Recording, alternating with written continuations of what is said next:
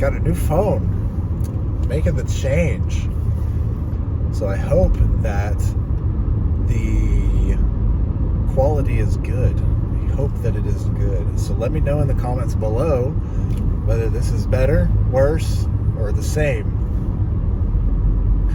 What I want to talk about today, not only to get an idea of what this new video quality is like, but one kind of topic that came into my head over the weekend was student loans.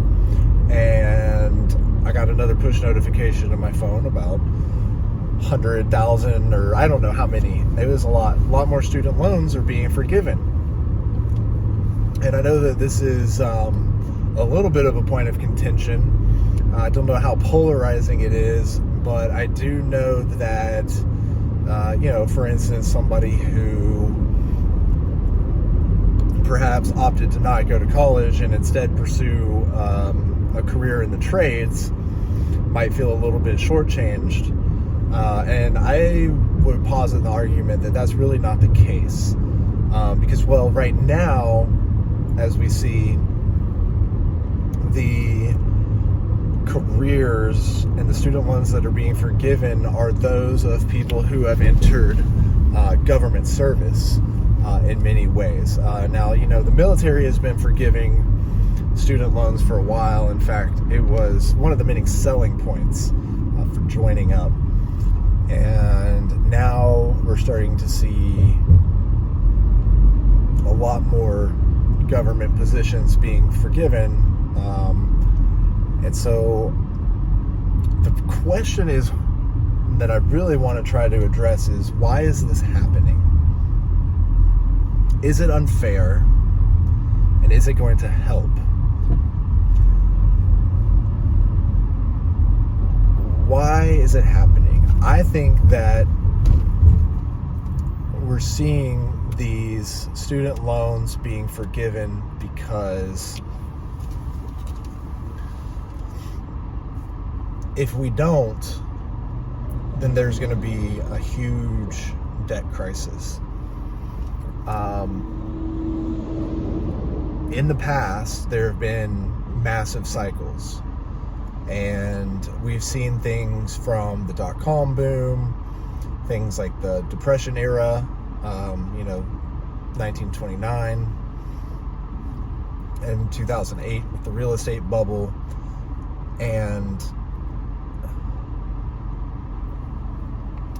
2020 saw the coronavirus pandemic, and what that did was, everyone got their stimulus checks, and the government, the Fed, was printing money. So this devalued the US dollar. It was the reserve currency.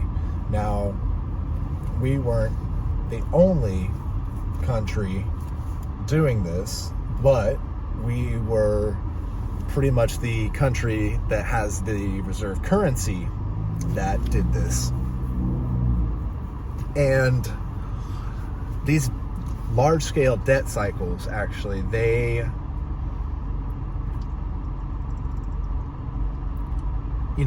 are periods of like birth, growth, and death. And new ones come to replace the old one.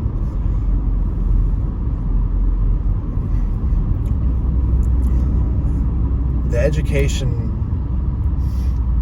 let's be more specific. Higher education has gotten, and it is privatized, and there's nothing wrong with that. Capitalism provides for a higher education that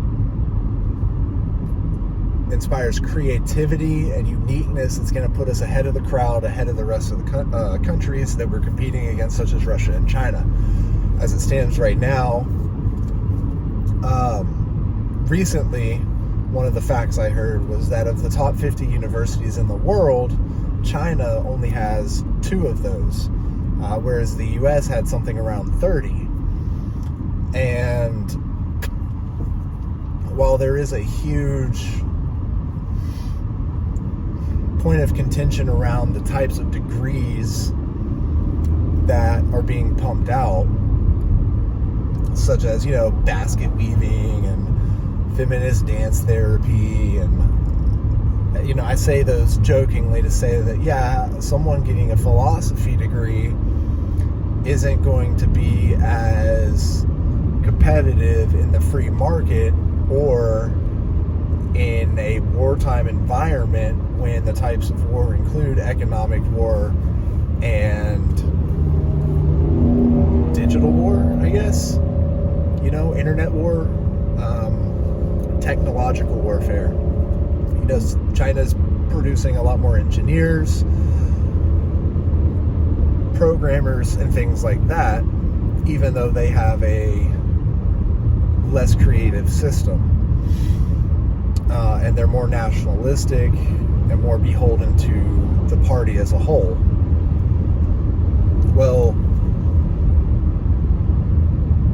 someone who's going to school in the United States and they do want to become like a social worker, or they want to work for the greater good, essentially, that should be rewarded. They shouldn't come out of college with a debt burden. And when a capitalist system, such as the higher education system in the United States, requires a profit to progress and be competitive, it's not very marketable to provide a free education. And so this is where the necessity of government comes in. So, is it fair? Well, in many progressive countries in Europe, as we have seen, for example, like, I don't know, I did a study abroad program in Spain, and so I'm a little familiar with how things are over there, but there are countries with free higher education, quote unquote free. It's paid for through taxes. So, these students get a education without a debt burden. And the citizenry provides that payment because of taxes. Now, I think one of the reasons that it's a point of contention in the U.S. is because we are a very heterogeneous culture. There is a lot of differences, and as I mentioned earlier, sort of to circle back, there are a vast amount of varying degrees. There is the antithesis to it is there is a large push to get a lot of females into STEM programs, science, technology, engineering, and math, because there's a huge lack of female representation in those classes.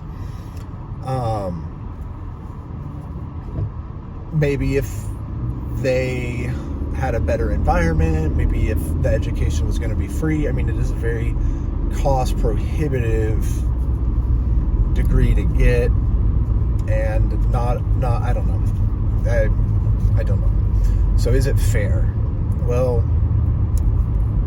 I think it would be fair for the government, who has printed all of this money and basically devalued our currency because of this pandemic. I think it's okay, but this is only serving a greater overall purpose, which is accelerating our debt cycle crash. And this cycle, now I'm not going to be speaking specifically, but there are people and economists who essentially said that started in 2008, because that bubble bursting was sort of the underlying system starts the domino effect of the collapse of our system. And when I say system, I guess I mean our reign as, number one reserve currency, as the US dollar, as America number one. America number one, America number one.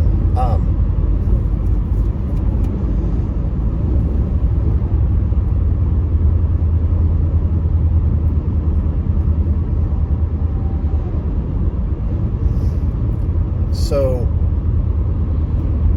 competitively, you might ask, is it fair that you chose not to get a higher education and went to work, but now your neighbor, or your friend, or your buddy, or your enemy who did get a higher education and has a better off lifestyle now because of their degree isn't having to pay for it? That was kind of the agreement going into it, right? Like, you agree to pay back this debt. Well, one of the overarching themes is that the higher education bubble is apparent, and it is enough to wreck the economy if it's not taken care of. And regardless, we're going to see something happen. This is the same thing that Hank Paulson was trying to do in 2008. Now, the difference is going to be the outcome. The government is bailing out higher education right now by bailing out students with this debt because they're defaulting, and that's bad, and it looks bad. But the government's debt, being in the hundreds of trillions of dollars that it is, can afford this because they're going to default on their debt too. This happens in large cycles. This has happened in empires in the past. It's happened to the Dutch. It's happened to China. It happened to the Germans. And it's going to happen to the United States. It just is a fact.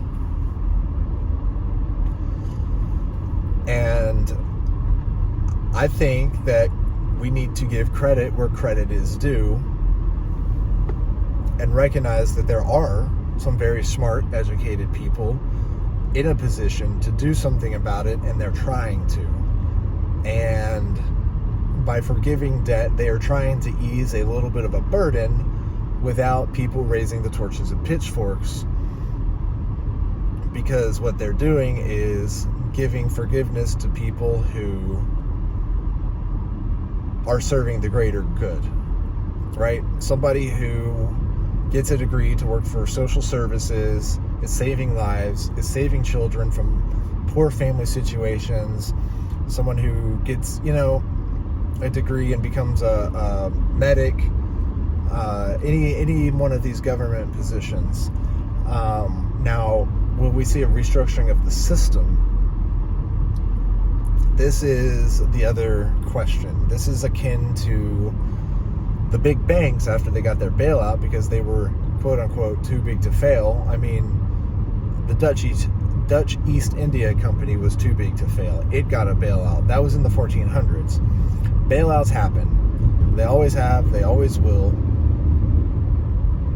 And if we need to bail out higher education to prevent the system from collapsing, they're going to try to do that. I think the difference is we're not seeing it as acutely as we saw 2008 happen.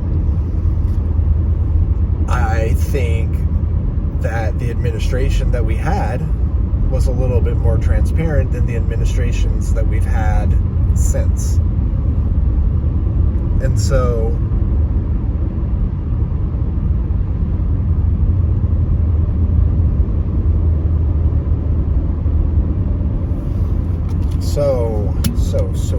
hold tight.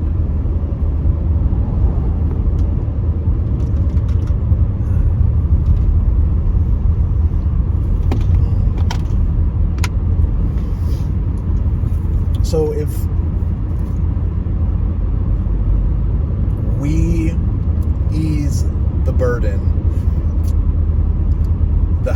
education system needs to restructure. There's a lot of bureaucracy, and there's a lot of machine to feed when it comes to a university. There's a lot of paper pushers. There's a lot of useless jobs, worthless jobs, and frankly, unneeded and unnecessary jobs in a university. And what you get, though, in a capitalist system, and again, I don't hate capitalism. This is never a rag on it. Capitalism is a beautiful system. It's just, it's selfish. And any organization, when it gets big enough, it serves only to feed itself. And that's going to push out talent, like professors, because you have to pay your administrators. And when administrators are making more than professors, we've got a problem. Because professors are like an organization's salespeople. They are the point of contact for the students, aka the client. And it's a ripple effect. If the inside bureaucracy grows, you're pushing out the sales people, because you're going to lower their commission or their salaries or their tenure, and you're going to be charging more and more and more and more for a service, tuition, and you're going to get less and less and less over time because people can't afford the service anymore. Well, there's a beautiful thing about student loans, is because they're loans, and it's sort of, for lack of a better term, subsidized by the government. And there are scholarships and things like that that can help ease that burden. Well, if there's no checks and balances, as with a student loan, the university needs more money to feed those mid-level bureaucratic administrators and paper pushers. So the price of tuition goes up and up and up, but the output of education remains the same or declines. There's no necessitation for the drive to be competitive, to have a better outcome, because your government provided loan is, you're still getting paid regardless. And now we're seeing student loans being forgiven. Well, the thing is, though, is we will have a debt crisis if these loans aren't paid back.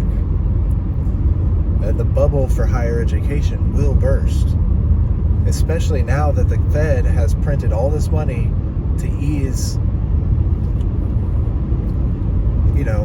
the, basically it was actually to increase spending during the pandemic. Everyone hunkered down, and economic indicators were showing incredible halts. And this is a very similar tactic. Capitalism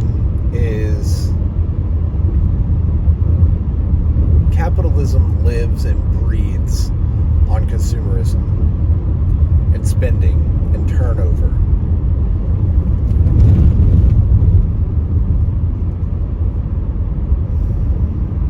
And it has to produce assets, and it has to produce wealth for somebody.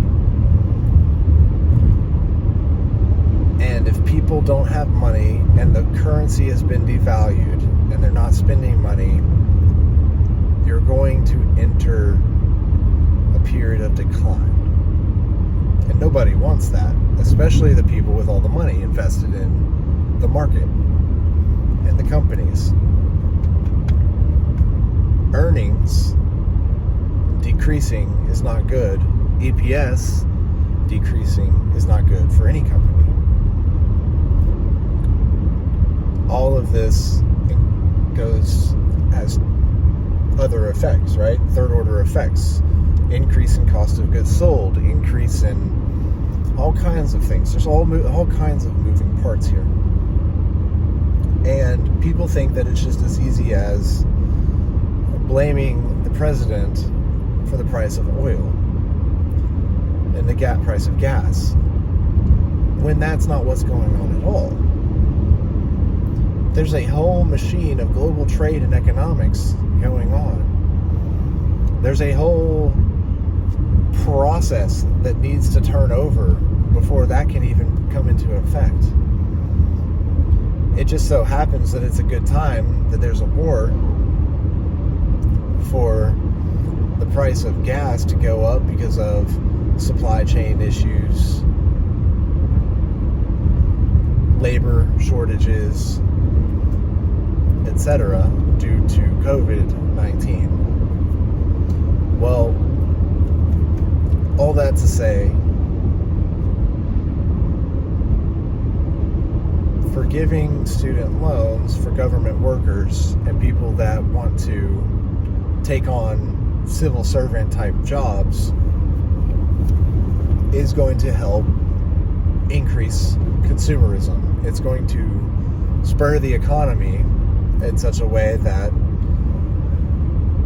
they want to prolong the debt crisis and hopefully create a smooth transition. And that leads into a whole nother discussion of, ID 2020, digital IDs, the World Economic Forum's plan for 2030. But y'all know a little bit of my thoughts on those videos elsewhere.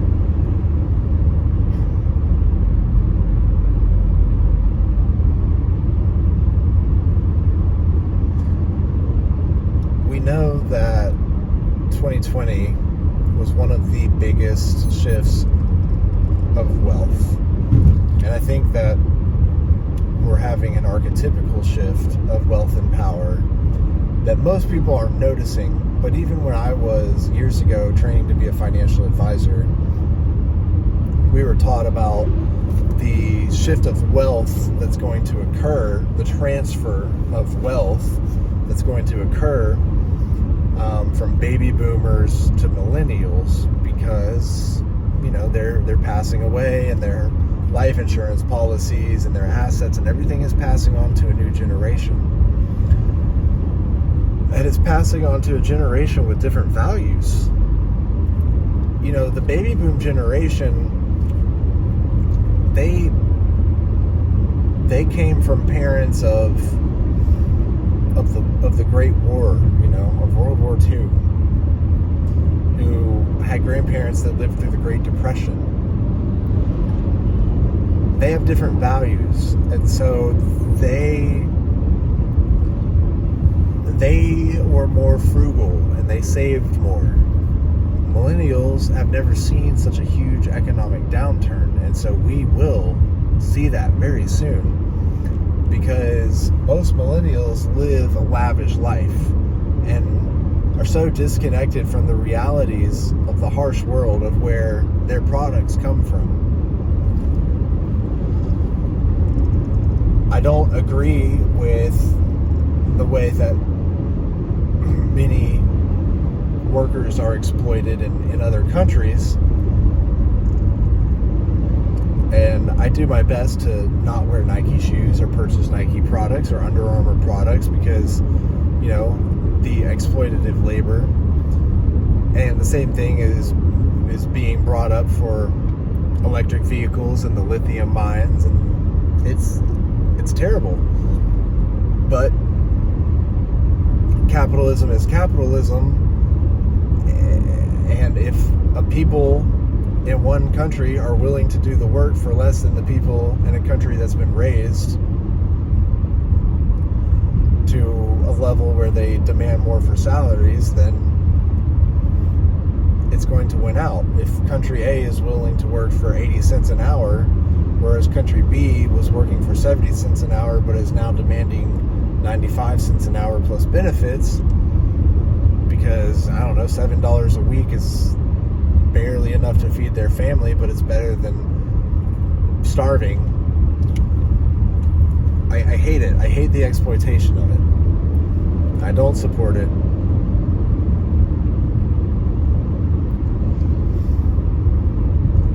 But the cycle is such that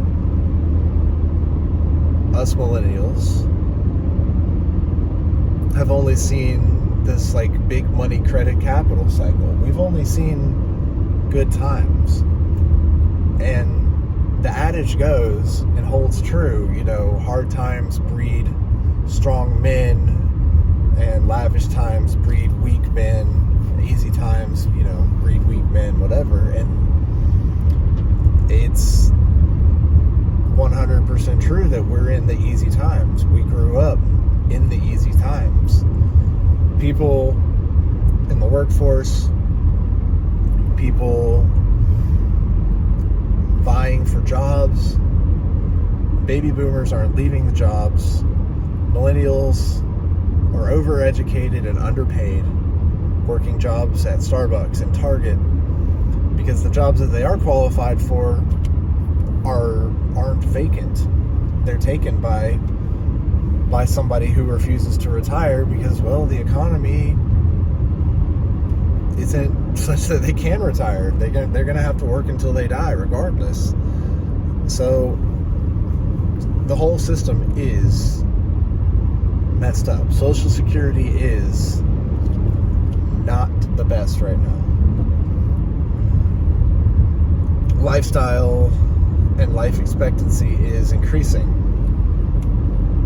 Social Security needs to be fixed, but it never will be because it's a political issue and blah, blah, blah, blah, blah, blah, blah, blah.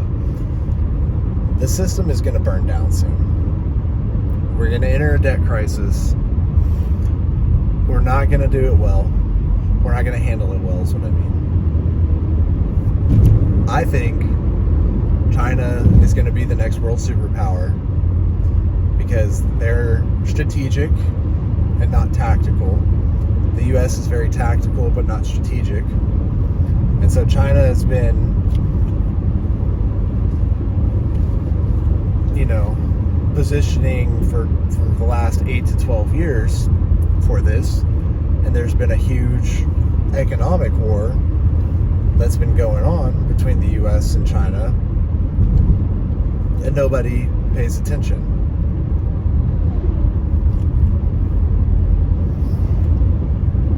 Well, anyway, the millennials living lavishly, doing great things, you know, hopefully, some of us anyway, but not ready for what's coming. And I don't want to say it's the end of the world because I don't think it will be, but I do think that it's going to be a major recession/depression that's been worse, that's probably worse than, definitely worse than 2008, maybe worse than 1929. I really hope not, because as someone who invests in the market and is investing in Bitcoin and cryptocurrencies, you know, we really hope that things continue along an upward trajectory, but you know, past results aren't indicative of future returns with anything, and you cannot always look at the past and expect the same cycles to repeat. So let's get ready and let's hope that we all come out of this on the other side. COVID was just a little bump on the way down. And let me know what you guys think about the idea of student loans. Is it fair? Is it a good idea? Is it Is it a good idea to catch up with the rest of the world by offering more and more free education? Or is it a bad idea? Do we need to keep a competitive advantage? Is there a way to keep a competitive advantage in a free market without it, with by charging the amount that's charged? I don't know. I think there needs to be a good mix of both. I think that you need to be able to get a free education, but if you choose to, then you need to be comfortable with some facts, namely that you'll be expected to hold a certain position or perform a certain function in society, and that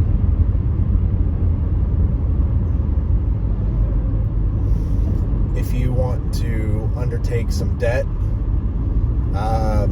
to do things like become a doctor or a lawyer or a dentist, just know that that's fine and that you should be well compensated for it, but you need to be doing it for the right reasons. So I think that we do need to become more competitive, and the system does need to be reformed, because having some of these classes is a waste of time. Gender studies or feminist basket weaving, underwater therapy, like all of these crazy classes, they're not doing anything to help keep America's competitive edge. Back in the day, the Netherlands was the best at building ships, and the Dutch built the fastest ships that could haul the most cargo, that allowed them to bring back the most goods, and they had the best trade. Well, once they got on top, others copied them, namely the British, and the British were able to buy blueprints from the Dutch for building the ships, and British labor was cheaper than Dutch labor. And so then the British Empire rose and the Dutch Empire fell. And we can see a similar trend happening between America and China. And it is almost a trend with the higher education system. China is getting better higher education slowly, but percentage-wise, they're putting out more technical degrees.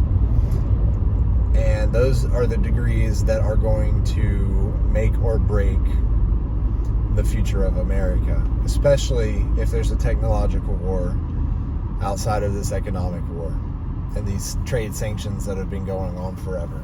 So we really have to take a good introspective look as a society, which will not happen because of the infighting that's going on.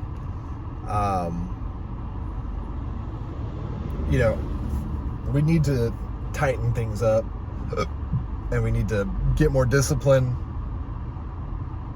as a nation, and we need to focus on higher educations that are worth something. But that won't happen. So you need to make the choice, whether to try to live and hold yourself to certain principles, or accept the fact that things are going to get bad and start preparing for that. So either way, let me know what y'all think.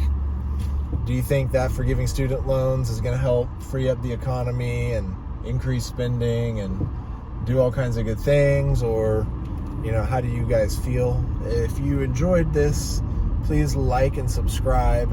All comments are welcome. I love answering questions as well.